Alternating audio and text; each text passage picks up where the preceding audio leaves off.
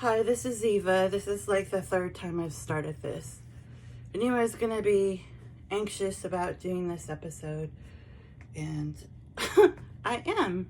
And I also hate the really shitty lighting in my room. So we're going to just do this together.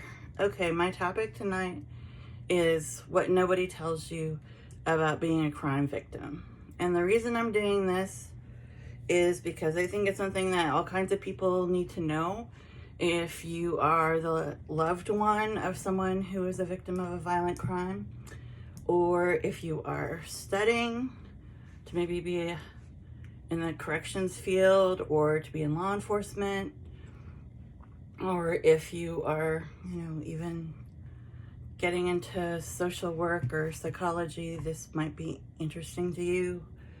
It also is stuff that nobody tells you, and you might be somebody who went through the experience of being a victim of a violent crime and didn't tell anybody, and you might be wondering, do I have any recourse? Is it too late? What's a statute of limitations? That kind of thing.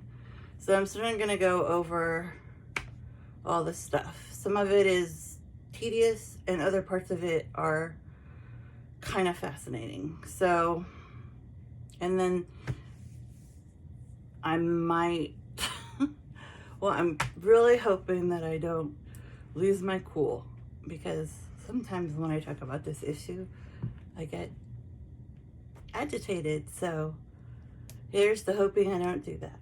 I also am gonna do a follow-up episode, and it's gonna be about parole hearings.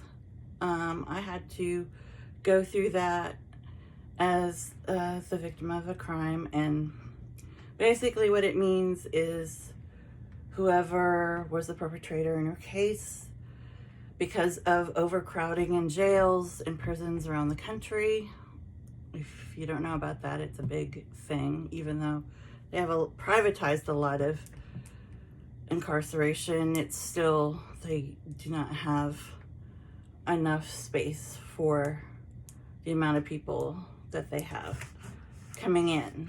And so parole becomes like a big hot topic, because no matter what sentence the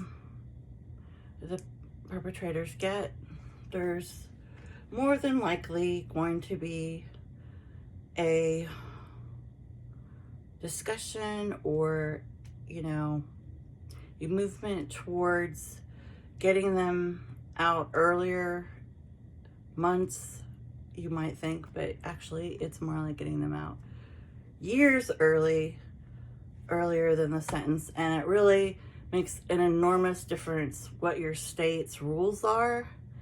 And I live in Indiana, but the crime happened in Kentucky, because we're like on the border of Kentucky, like it's 10 minutes away. So the laws in Kentucky are significantly different. And if that is not something I would have known about, they had like an amazing prosecutor, and so a really incredible detective. So I was informed about this difference. So I was able to deal with it with the facts ahead of time. But let's say no one had told me, I would have been shocked, because like in my case, the original plea deal was 12 years with first degree assault, robbery. So first degree, they would have to serve, I think it was 80 or 85%, I might be off by 5%, of the sentence. Okay, well, there were three people involved, 3 men involved, so each one would have their own public defender and or private lawyer if they could afford it. And so if you have a crime that has multiple perpetrators, you should be aware that each one of them, whatever counsel they have, they're going to have to all agree on the same plea deal. So in my case, 2 of them agreed, who had public defenders, but the third had a private lawyer, and they did not agree. So what does that mean? That means null and void. It's almost like the plea deal was completely not going to happen, that particular one, because you have to have all 3 sign off on it. So if it's like 2 against 1, and it doesn't matter, it's kind of like when you have a jury, like if one person doesn't agree to it, then that's it. It's like that ruling is not going to happen, even if they're outnumbered. So then it went to 7 years, and I lowered it. Well, I was offered to lower it to 2nd degree unless I wanted to go to risk going to trial, which I did not want to do. And because of that, it got immediately jumped down to 20% they have to serve instead of 80. Okay, so right there's something that you would need to know, because you may think, okay, it's less years, right?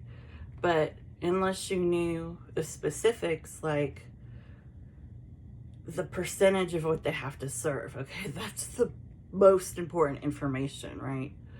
You know, because you would just say, oh, well, so 7 years instead of 12, and then take off, like, you know, a small percentage of that. No, they're only going to serve 20% of the reduced sentence. And if they have good behavior, or if there's severe overcrowding, that's in jeopardy. And so, yeah. So what it ended up being is 2 years. But after 1 year, I had to go be interviewed. It was like on Zoom because it was during COVID. Interviewed by the parole board, or a couple representatives of the parole board. What does that mean? That means that after that meeting, they can decide that they're going to let them out after only a year. Okay, that's something you might want to know. Okay, like I had heard of a parole board, but I'd only seen it in movies, and when I saw it in movies,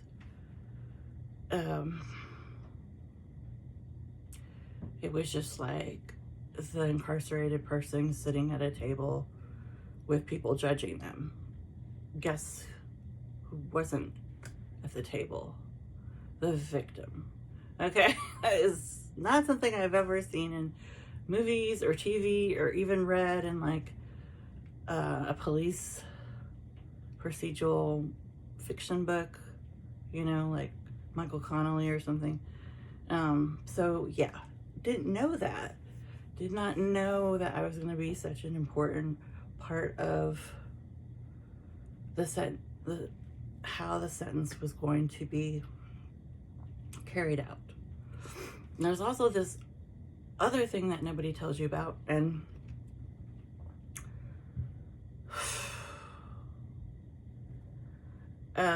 they have these,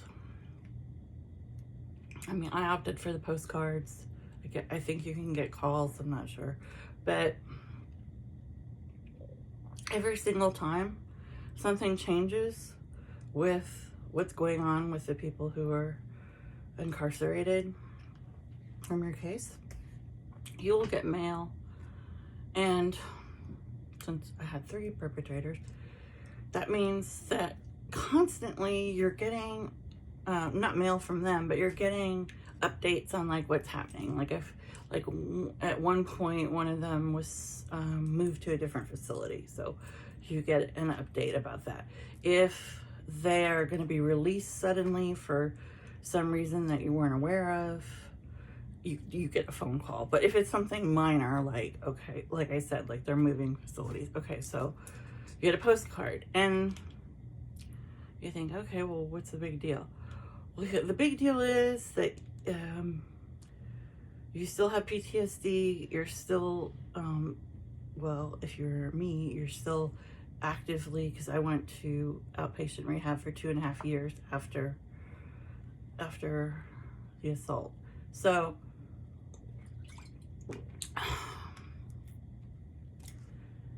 it's pretty upsetting to get your bills and then you see their names, and I mean, I'm not gonna make a big deal about it, but it upset me. It got to a point where I was like, can I just like have a, can I have a week where I don't see their names? Is that possible? No? Okay. Like I said, because I had multiple people, it's different. Because I would get, triple the mail that you would get. Now, the parole hearing is got a huge packet. It's almost like short answer and essay questions. And so they're gonna want to ask you everything about your injuries, what kind of therapies or, physical therapy or whatever you're going through, like if you have disabilities, which I had, how's that going? What's changed since the original injury? They're gonna wanna know also a recap of everything that happened originally in the case. And then they're gonna ask the questions like, well, how do you feel about forgiveness? Or what are your thoughts on guilt and punishment? Things like this, okay? Now, I think if I hadn't been highly agitated because I had sustained a life-changing disability from this experience, maybe it wouldn't have been so upsetting. But I'm telling you that it's like your mind is just like staring at the packet like, excuse me, what? Like, what on earth? Like, these are things that are, it's almost like someone has just, taken a scalpel, done like a circle incision on you, and then just stuck their hand in to massage your heart, or,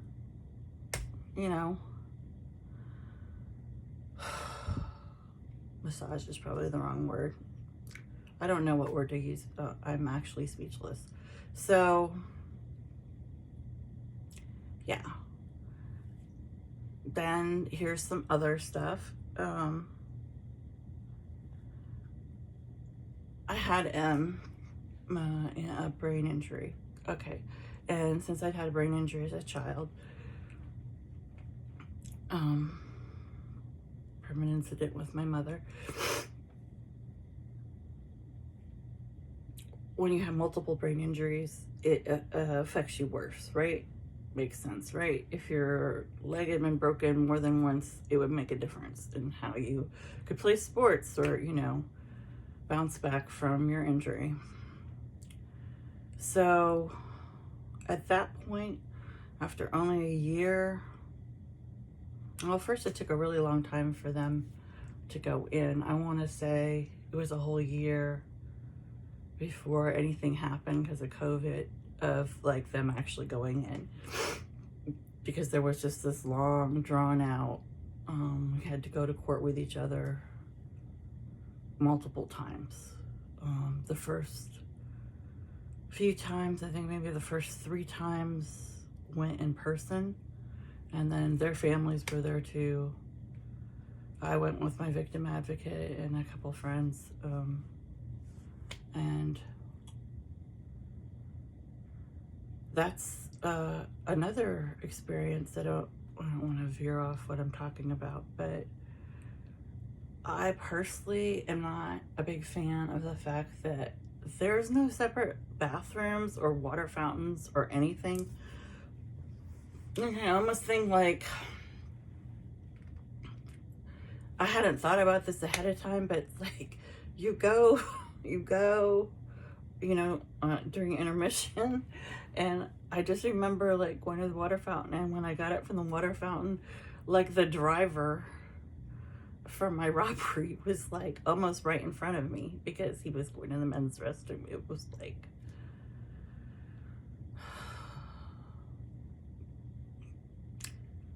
why? I don't know.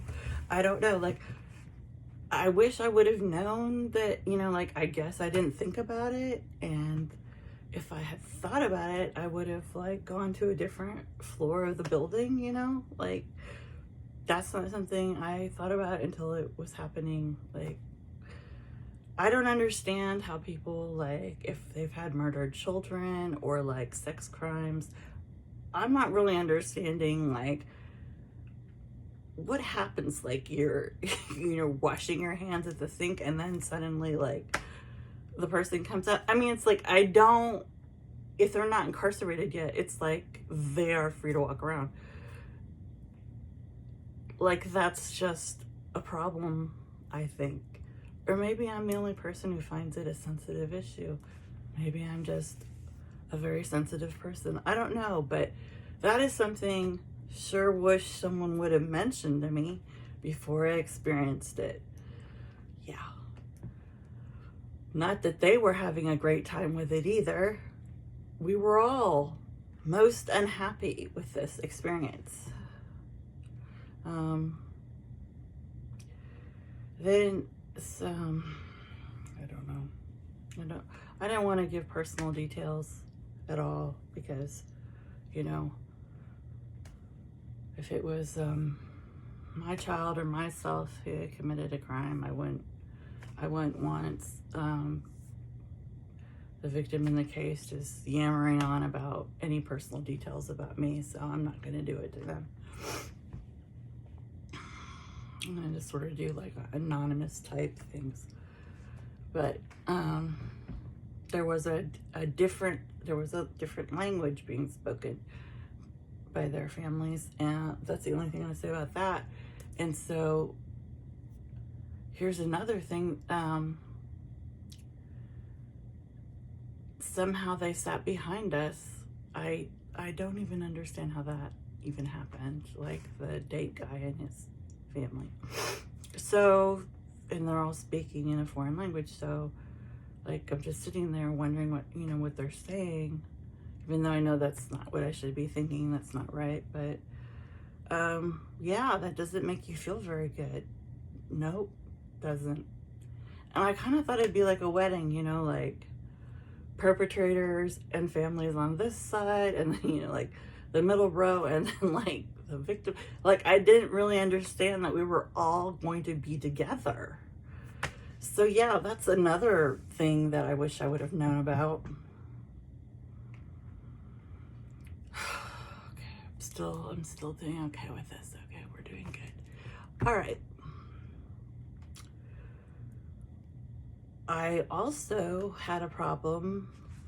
I shouldn't say problem, because actually everybody at the parole board was incredibly kind and generous to me, and I was not mentally the best. I will admit to that.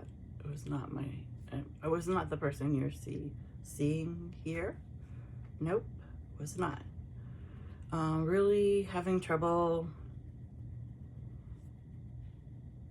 communicating, like in terms of like I could talk right, but my thoughts were jumbled. Like I really had a hard time delineating when I was done explaining something and then wrapping it up, and I wouldn't say I would lose my train of thought, but I mean, because I do that like now, right?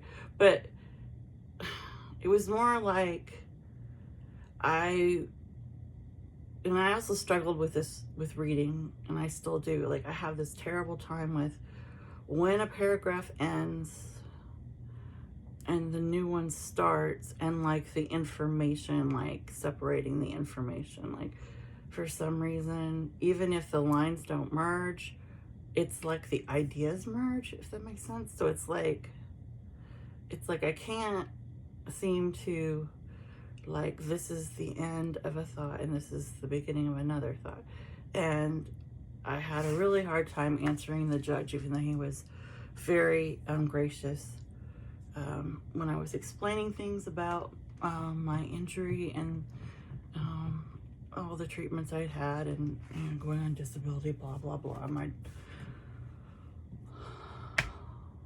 loss of hours at work, loss of my job because I was unable to perform it anymore.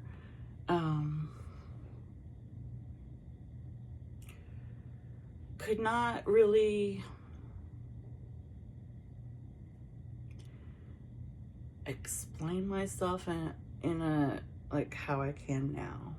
Like, I couldn't seem to really understand like when to wrap it up, or I don't know how to explain it, except that it wasn't a normal way of like communicating information.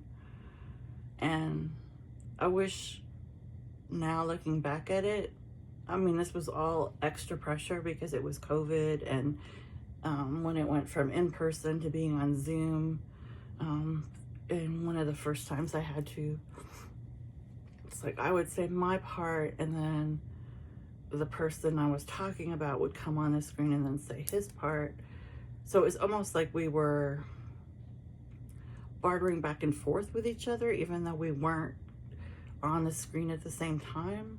And so I wish I had known ahead of time how much pressure that was. Like, when does it go from the judge to the like, how does because like in the movies it's always like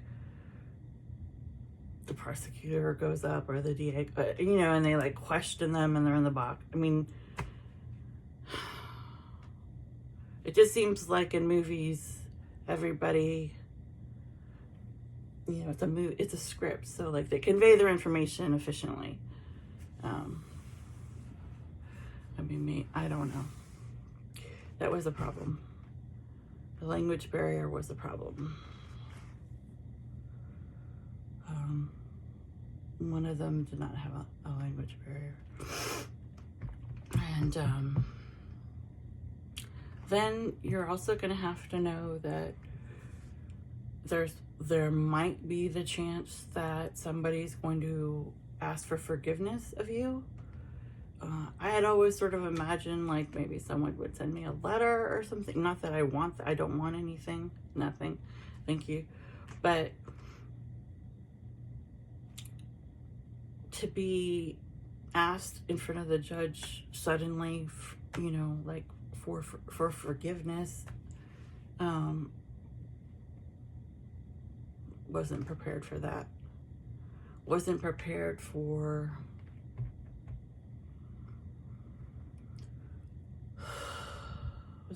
to answer that.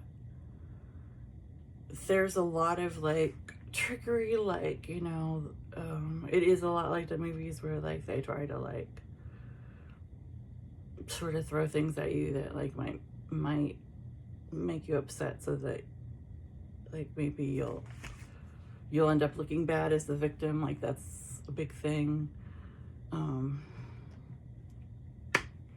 I was really candid, so it didn't really cause me problems, but I could imagine if somebody was very shy, that would be devastating to not know that that's going to happen. Then there was a part before this part went on where it was like the detective with, I guess, their lawyers, and like it's just closed court. It's not like any of the perpetrators or victims are present. Let's see. I would also mention that when you're the victim of a crime, they're going to take all your things, like all the contents of my iPhone was thrown out of their car, and unfortunately I had like about 900 photos not saved on the cloud, so they were all photos of my kids when they were young, or my second child, and like baby photos and things like that. Luckily I had some duplicates in photo albums, but and that was only like maybe 50 I had printed out. All the rest of them were lost forever. And so yeah, you're not gonna, there's lost things, then they take your car because it's evidence. They take, when I was raped when I was 18, obviously it's, they do a rape kit and they put all your panties are in like this little plastic baggie with blood on them, just like, the movies. And the rape exam is, as miserable as it sounds. And, there's stirrups involved. It's just, with the swabs. I would say what I learned from that is if you are the victim of a sexual crime, be prepared that they're going to ask you for incredibly intimate details. I'm saying everything about genitalia in detail. Anything about, well, where you were, like, what was there, like, what was said, like any and all details. And if you want to have a case that is worth anything, you're gonna have to really be literally as graphic as possible. And when I was 18 and doing this, I was this woman with this little stenographer's like typewriter thingy, and she's just typing away all these like really disgusting details about my personal body and life. And like anything, like she was just taking dictation. And then in my case, it was like a park, so like the jurisdiction was like one town and another town and the town line.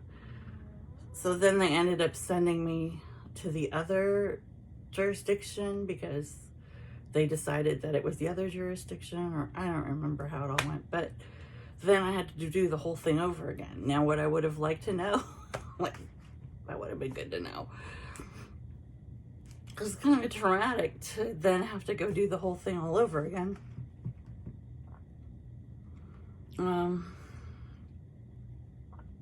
The media, if the media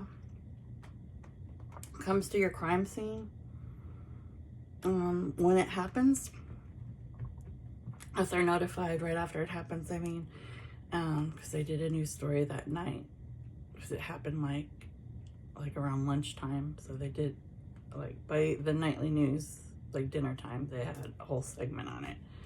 They don't use your name, but mistakes are made. Like, there was 5 news stories in different towns, in different areas, like the most popular areas, where the most people lived. And then it ended up getting sent up to Indiana, because it was a slow news day, so, they sent that story up. So, my boss, my coworkers, everybody in the building, I'll talk about it. So, awesome. So be aware of that. And then, oh yeah, my point about that. I'm getting close to wrapping this up. Because I can tell I'm like, I'm getting like spacey. Okay, so, which is usually what happens. When I talk about this stuff, I either get angry or I get really kind of like, I don't know, like disassociated. I'm like, I don't know, deer in the headlights. So, what were we talking about? Oh, the news feed. Here's the deal. If the news crew comes, and it could just be one news crew, when your crime occurs, that means if it goes to trial, all media outlets are going to be notified that this story is coming up again because it was a previous story in their show. So they're all welcome in the courtroom. That was an important thing to know. But if you're super lucky and it didn't get picked up, then you can go to trial and you don't have to worry about the media being there. So just look at the draw. Let's see, what else? You will get a victim advocate. Mine was a drive away, was not in my state or close at all. So, but for most people, that's not the case. And then the victim advocate, I really, I've only had the one experience of having one. I didn't have one when I was younger. And it was like an incredible experience. It's like a specialized therapist, only they know everything about the law. They have to have a law degree. So they can tell you everything about, they're constantly talking to the detective. They're constantly talking to the prosecutor. Like, they know everything about your case, like everything.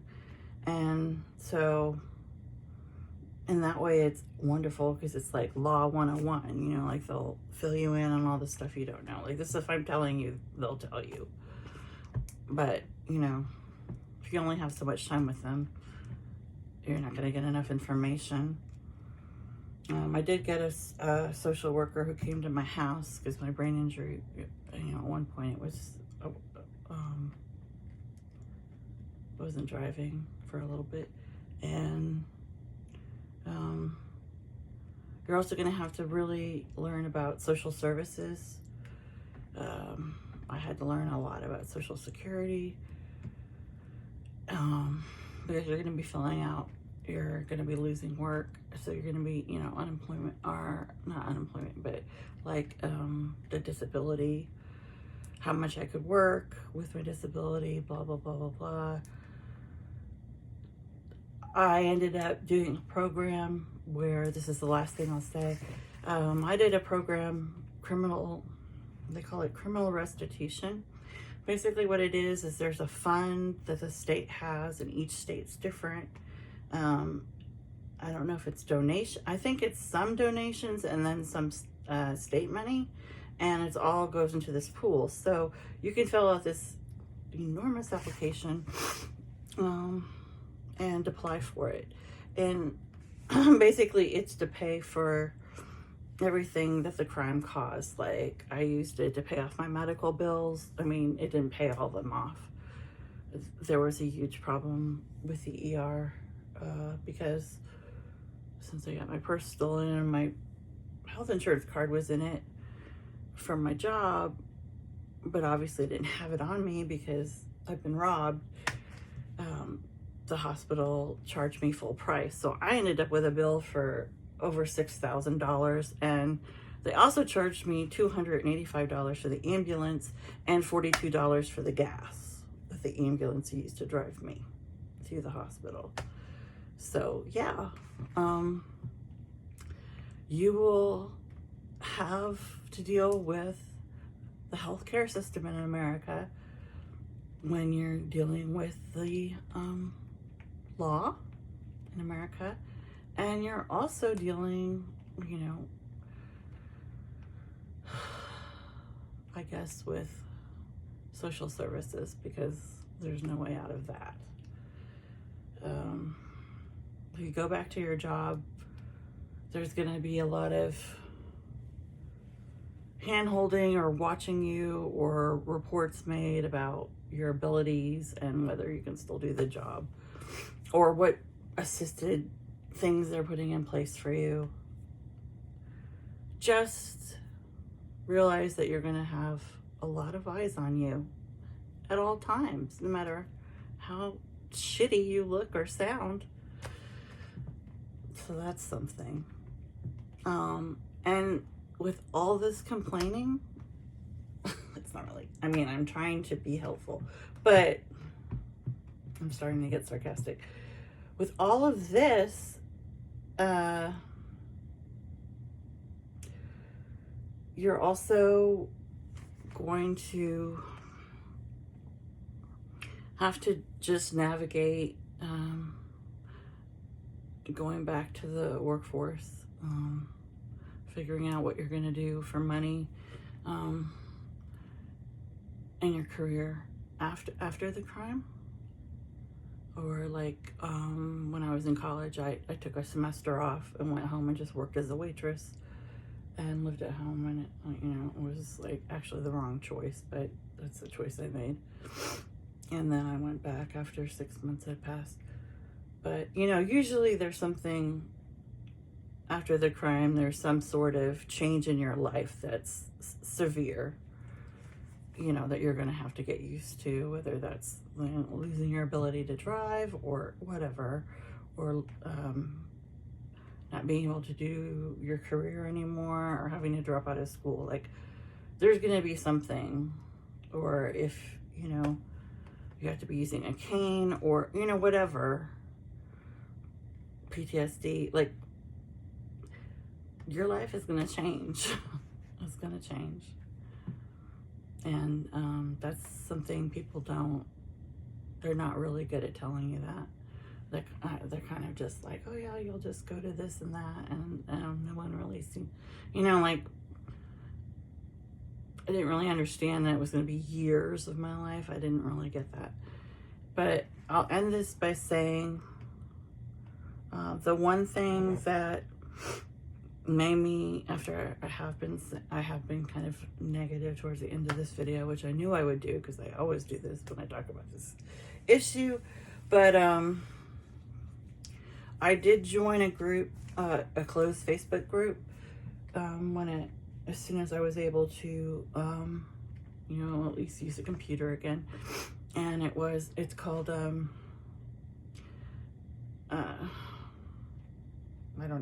Victims of Violent Crime. That's it. And it was a closed group, and it's around the world. So, on that group, I met like people from all around the world who were crime victims. And this video is getting a little long, so the last thing I'll say about that is there were people on there who their siblings were murdered. There was another robbery. There was so many robberies. There was a lot of home invasions. There was a lot of hate crimes. But the number one thing that I realized, but I'm still part of that group 6 years later, and I've actually made some friends on there, and we what do you call it, FaceTime and all that. Like one lady I've really connected with.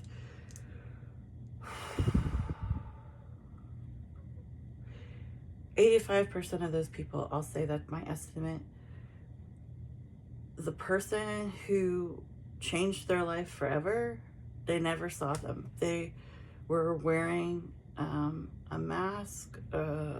They came from behind them. It happened so fast they didn't get a full, see them very well. All these different things. But my main point is about 85% of those people, even if they did see the person, there wasn't maybe they weren't in the, you know, the database for having a record, but I'd say that many people, their perpetrators were never even identified, like, ever. So they had no experience with all the things I went through because they had no justice. This also means that they had no criminal restitution, no matter how much they lost, how much property was taken out of their homes or their car damage or whatever. They got nothing back, no money to pay their medical bills. They got absolutely zero. Just their story. So very sobering to realize that as a victim of a violent crime, I was one of the luckiest people on there. Who would think? But I guess, yeah, I think I've talked about this in one of my previous videos. Is one of the people, well, the person who, the man who hit me, he fell on the ground in the parking lot, and I grabbed my purse back, and then he was still holding it, and then his ski mask came off, just from like the way he fell, and so I was able to see his face. But if that had not happened, I would not have been able to identify them. And like I said, I would have been only able to identify 1 out of 3 of them. But since I was able to identify 2 out of 3 of them, and someone else wrote down the license plate, I was one of the lucky ones. But that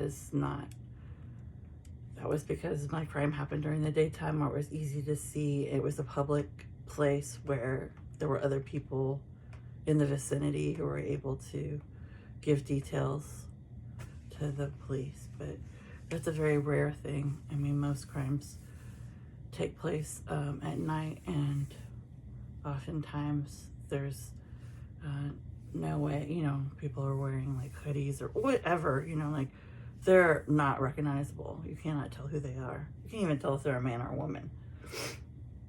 But anyway, I'm going to leave this here, and I hope that this would at least give someone a little bit of an idea of what to avoid, or pitfalls, or what you have to deal with, because I didn't know any of this until it happened to me, and I had to learn it as I went along. And it's not something you want to learn when you look your worst and feel your worst and can't even really talk right or write or read correctly. Like, this is not something you want to be surprised with, all these details. You don't on the worst day of your life. You don't want to find this stuff out while it's happening. You really don't. It's worth it to watch a 40-minute video and be prepared. Hopefully it never happens to you, but you know, you would like to think if something like this happened to, you know, your best friend, or, you know, your mother or something, that you would know how to help them, right? Help navigate this, because I had no idea how many rights perpetrators have. I worked at a jail library as a volunteer for 8 to 10 years. Yeah, I didn't know. How did I not know that?